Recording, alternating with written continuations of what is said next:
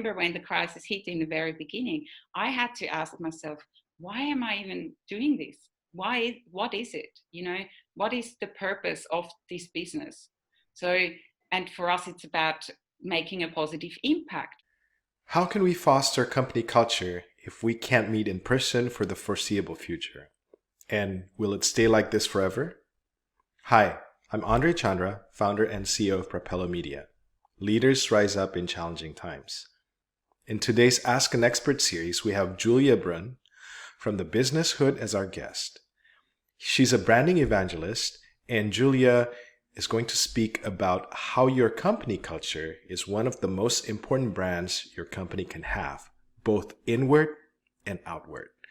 Now, unfortunately, the way we work today is greatly impacted by the coronavirus. So how you build your company culture is going to change as well. So let's listen to what she has to say. Julia Brun, you're the managing director of the Business Hood. Can you introduce yourself and your company to our audience? Sure. Hi. So firstly, well, thank you for having me, Andre, on your show. I'm very excited. So the Business Hood is a global brand consultancy, and we have, we work with small and medium-sized businesses, but also larger organizations. And for us, strategy is really important. So everything from brand strategy and culture team training. So that's what we love doing most. And we also obviously do everything in terms of design, website development, and so on and so forth. So that's who we are. And we're also partners with Basic Bananas, which is a global marketing education company. So yeah, that's me. All right.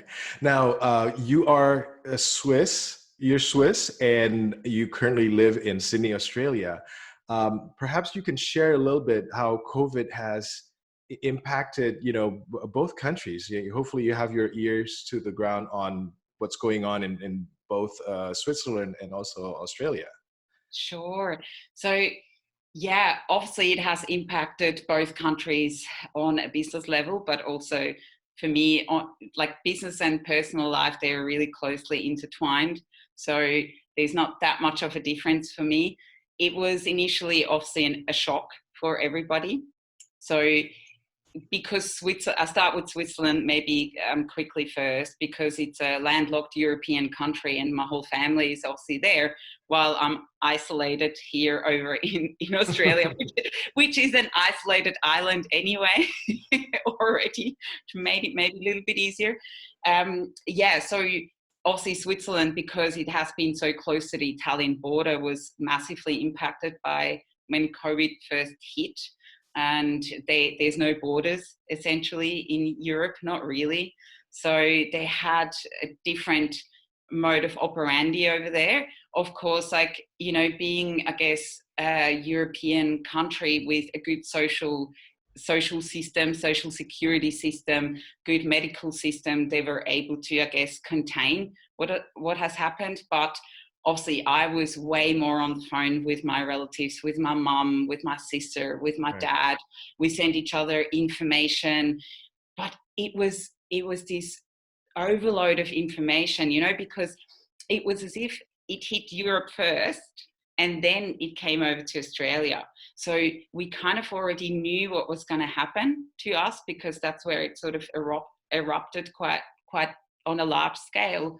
So I'm not sure how that helped with my mindset, whether it was like, oh gosh, like I'm worried about my mom because she's in the risk group.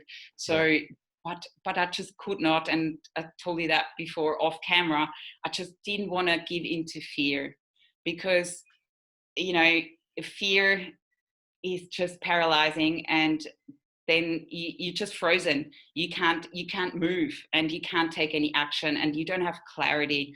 And I think there was so much information going on, misinformation, disinformation, whatever you want to call it. But I, like many humans, or almost all humans, we seek and information when I guess an unparalleled event like this happens, right? So you seek counsel from your parents, seeing what's going on there. Right. Then you read the news from Europe, then you start reading the news from Australia, and then it slowly started to sink in. And for me, the biggest, I guess, shock was the realization that I could not fly.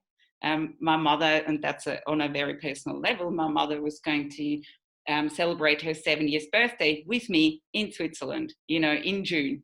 And that obviously did not happen. So I had to come to grasps with, the not flying situation, borders closed, and so on and so forth. So, and then I guess, on a business level, it was really interesting because, again, around surrounding, mindset and fear, and as a leader, because I have a team obviously that I manage. Right. And I first had to really, I had to just meditate a lot and just stay calm in the midst of all of what was happening. And there was, of course, there was a lot of fear, which was normal, around this virus that we did not know how deadly it was, and so on and so forth. But I think it was really important that to stay calm as possible as a leader, and also communicate really openly and really honestly. And that's where I feel, internal and external communication was really essential. And we also had to acknowledge what happened. Mm-hmm. We couldn't just say, brush over it. We had to acknowledge.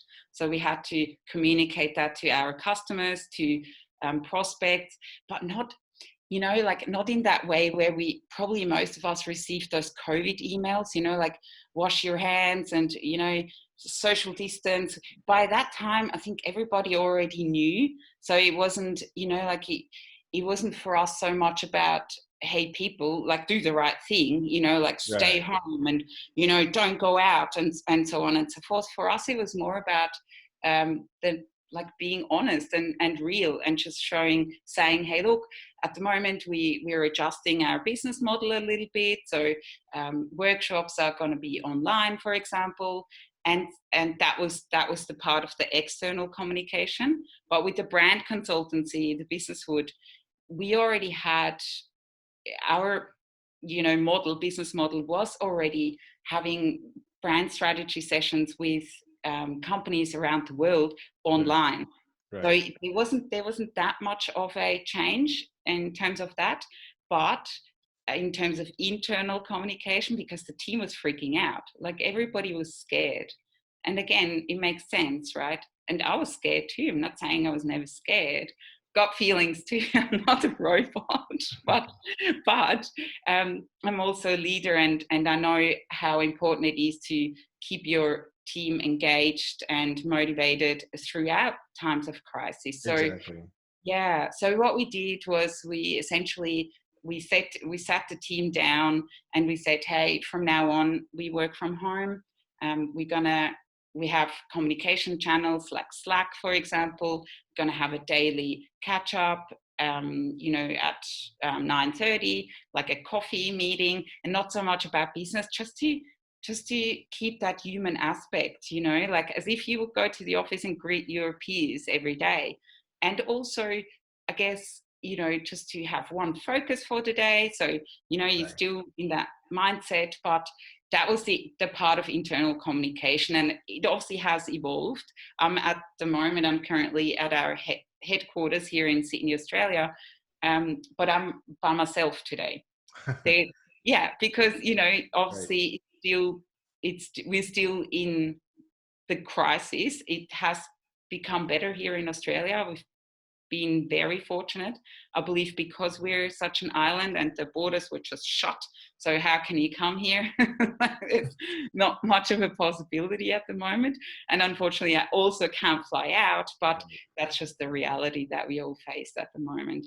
And, I think in terms of, again, external communication, or what we did as after the initial shock, we obviously sat down and we're like, okay, so how can we help and support our small to medium-sized business owners right now? what can we do that could potentially be of value for them and help them through these really difficult times?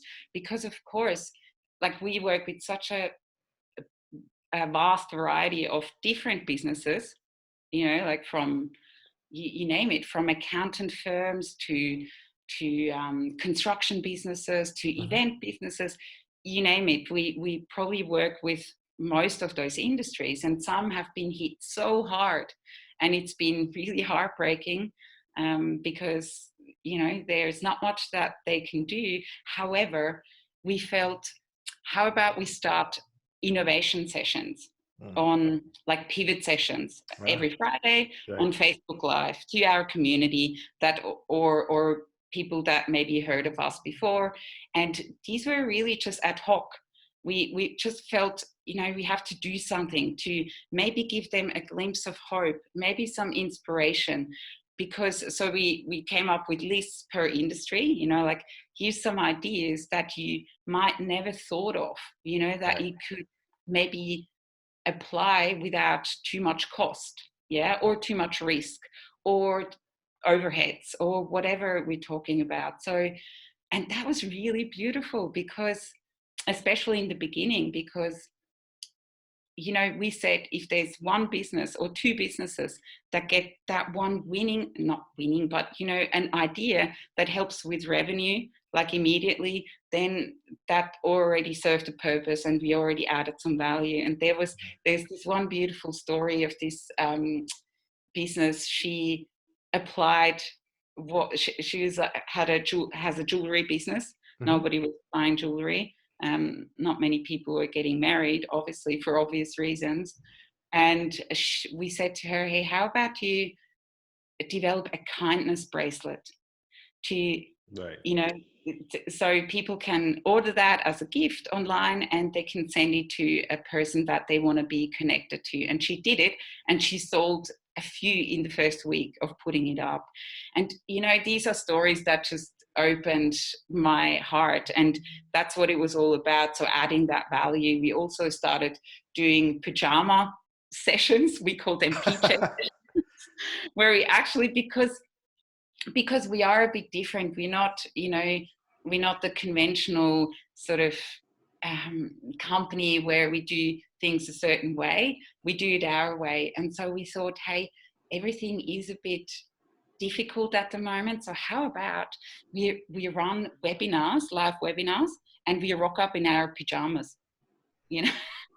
And of course, we would then talk about topics that might help or interest our audience. So, so that's what we did as well. So again, adding value.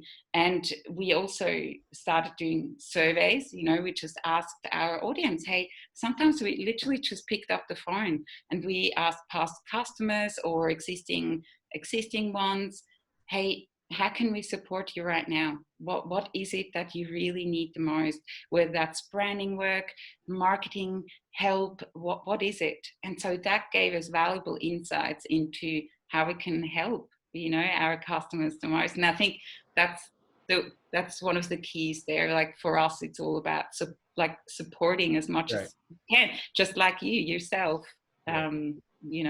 are doing this for those reasons, I suppose. Yeah. I love the idea that you're becoming a resource and an advocate, because right now it's just not the right time to sell, right? But if you become a resource to them, this is something that will stick for a long time. I think that idea with you opening up this platform on Facebook Live, that's an awesome thing. And people can, well, you're not necessarily the only expert there, but people can also hear what other industries are thinking about doing, and there's an exchange of ideas.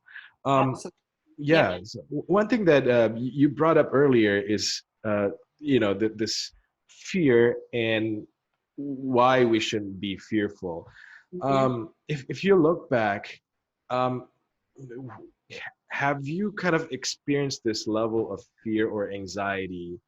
And what would be a closest second if this is like an all-time, life-changing like event that's happening? Mhm.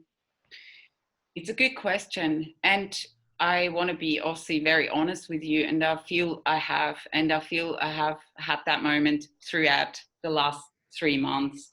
And I remember exactly when it happened and how it happened, because I was traveling down south here in Australia around the coast.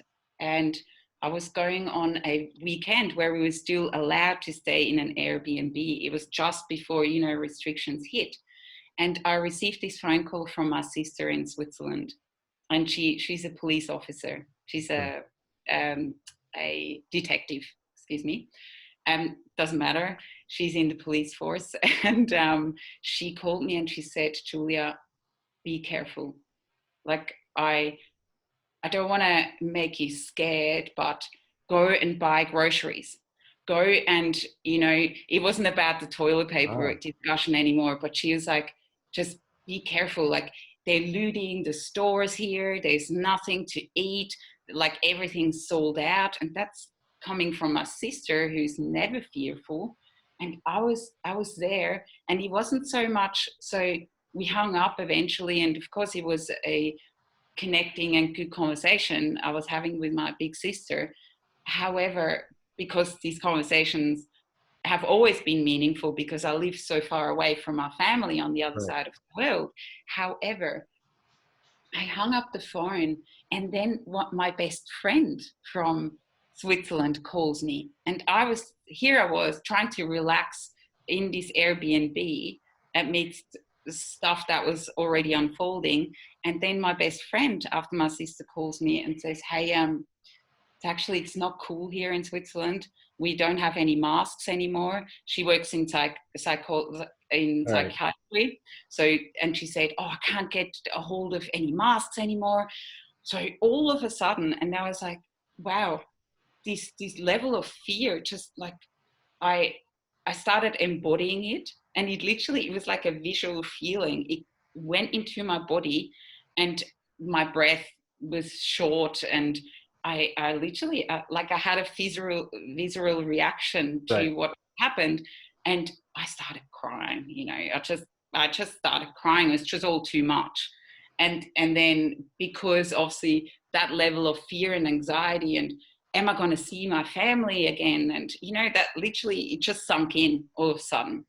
Like, how am I ever going to see them, anymore? And we don't know, is there a vaccine? And all those thoughts. And then I just had to, what I then did, and that went on just, I let it run through and pass through me.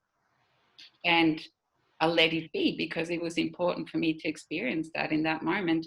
And also like thinking about work and my team and all of those thoughts. But then I right. just decided, okay, take a breath, just breathe. And I looked at nature, and that helped. It was like a meditation, and had a bath, and then it was Right, over. And then I moved on, from that state. But that definitely happened to me. right, That's like right, a mini breakdown, right.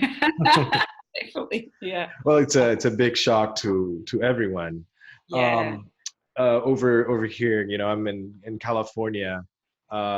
It's basically announced on a Friday night that come Monday, there's gonna be no school, no one's allowed to go out and everything. So it hit us pretty fast, and Mm-hmm. then everyone had this mad dash going to the grocery store, like you just shared.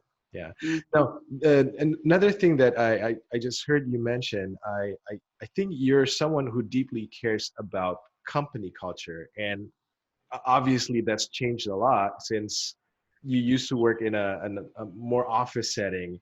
And I Yeah. love the idea where, okay, let's wear our jammies, and you have creative kind of ideas to help replace what's missing. um, but also before we started recording, we kind of chuckled and talked a little bit about how some companies will make this virtual work environment permanent. Mm-hmm. um, yeah, I just want to kind of hear your take on this. Do you think as people get back to work, and then there's going to be this new normal, right? This new way of working.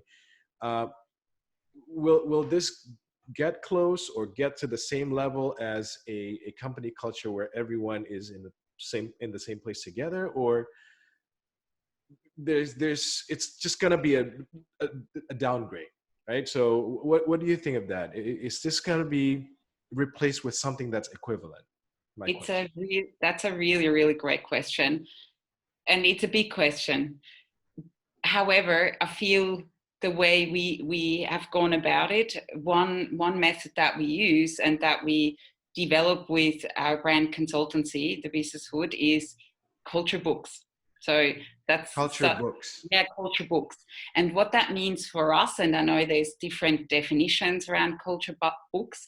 However, for us, if the way we do them, they're ever evolving, but they're a tool that unites your team in times like these, we believe, because part of those culture books, and it's obviously also good just to remind them, because you want to keep them engaged, right? Mm-hmm. So that's why I'm starting with that tool first. And it's a little bit about, the bigger purpose, the why are we doing this even? Because I think, people can get so distracted and scattered. I'm not saying, I think there's numbers out there that people working from home are actually more efficient. I read that somewhere. Don't quote me on that, but I feel I read that somewhere. Or work all the time because there's no more boundary between office and home. That's exactly right. You get back to work after dinner, and Yeah, so yeah. yeah, that's exactly right. But is it healthy? Not so Mm. sure, right? But I feel again a culture book, like, and topics in this culture book for us are, also with thinking about onboarding new talent, for example, in the future, because it will happen. That's It going will to be happen. challenging, right? Yes, yes. But I'm optimistic because if you have already a great culture and then you put it into a booklet that is exciting, and talks a little bit about the history, about the products or services, and then it has something that we love developing is a code of conduct. And a code of conduct for us is like, almost like you take a vow, to become part of this organization, or even let's do it together, as a team right now. And then because it's powerful, and because there's no BS. I'm sorry if I'm not sure if I'm allowed to say that, but there's that you only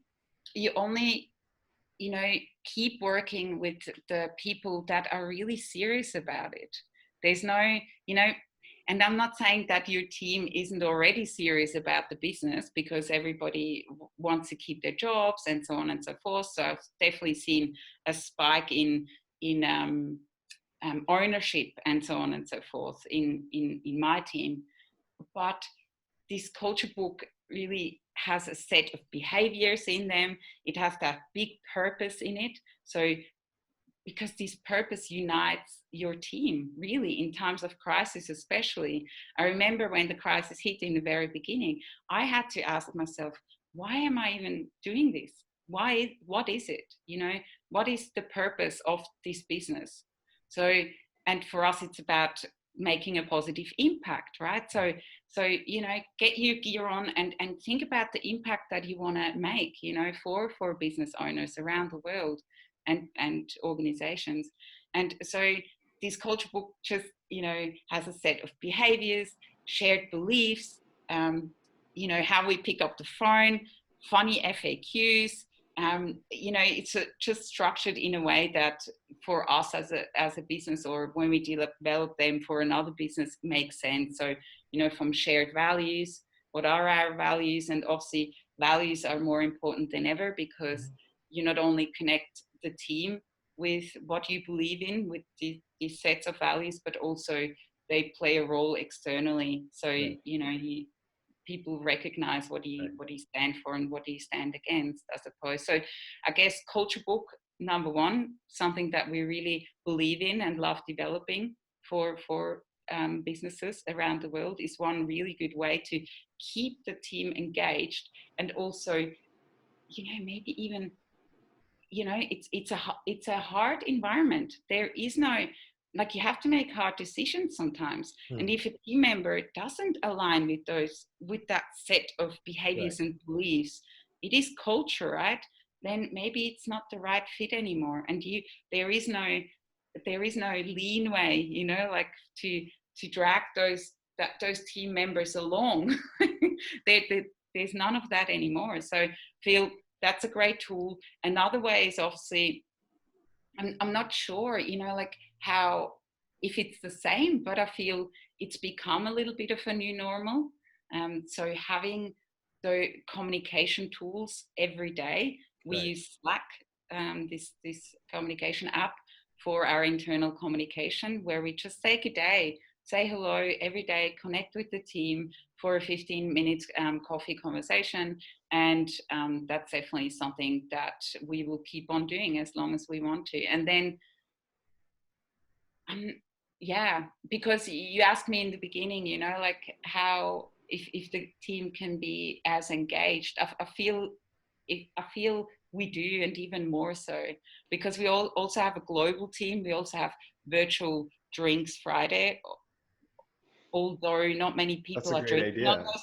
Yeah, Yeah. although not many people are drinking, funny enough, on those calls. In the beginning, maybe a little bit more, but not really. And then, we just ask things like, what are you grateful for? And so on and so forth. So, Right. what is the focus of the week? And so on and so forth. So Yeah. I feel in many ways, technology has brought us all closer together, Yeah. because there is no room for anything else, Yeah. really. Got to be Right. focused on things. Yeah. Now, so to close, for companies that are looking to get their start building a great culture, what resources can you share with them, to start creating this culture book that you mentioned? Yes. Well, it's always good to have a brand strategy, Hmm. because a brand strategy, so for us, again, it all starts with a clear strategy, because otherwise you're like a ship without a captain, just getting carried away by the waves, right? um, because the brand strategy already should include your purpose and your values. But if you don't have, or are still working on a brand strategy, or just working that out, then a good exercise is to do a values exercise. You can do that with your team Okay. virtually. It's actually super. It's very interesting, and even asking them, even if you already have values, it's like, do you connect with those values, and what does it mean to you? Do you So live it out? Yes, yeah, exactly. yes, because it's not what you say, it's what you do as a brand, right? Mhm. So it's really interesting. I think that's a really great exercise to start with. And so what are our values? And then also maybe, like, get them into, how should, you know, the brand character, like, do an exercise around that, how do we want to be perceived? And that these are just descriptive words. And are the words that we describe ourselves or our brand at the moment, are they still right? Are they still on course, or should we adjust them a little bit? And engage your team, because a culture book is ideally something that you involve your team with, because otherwise it's you dictating, the brand, or like the essence, and that's never good, because you Mhm. should involve them. Otherwise Yeah. you're a dictator of a culture, and you don't want that, right? So, and also maybe funny things like, how do we speak? Yeah. So it's really interesting, because I believe every company has their own way in how they speak, words they always use that obviously link with that brand's character. So these are really great exercises to do. Right, right. Yeah. All right. Well, Julia, you have been a breath of fresh air. I can sense this passion for people just oozing through your personality, and I have to say that's both internal and external, right? You care about a customer because they're people, and also your team members, they're people. At the end, it's not B2C, B2B. At the end, it's P2P, right? Yes. Person to person. I love that. They're all human beings. So I love the way you see them and how you want to connect with them, both sides. So I love our conversation. So thank you for joining us on this podcast. I just want to wish you the best. I think, like you said, we're getting out of this slowly, and the world out there maybe a little bit different, from when we came in, but I think a lot of companies and then people will also rebound. I believe in human resiliency. So So do I. again, thank you for joining our podcast. Oh, thank you so much, Andre, for having me. I think I could have just gone on and on and on to talk with you about any topic, really. So yeah, I'm really honoured to be on your show, and I hope I could add some value to the audience who's All watching this. right. Yeah, All right. Thank you. amazing. Thank you so much, and all the best to you as well. Thank you.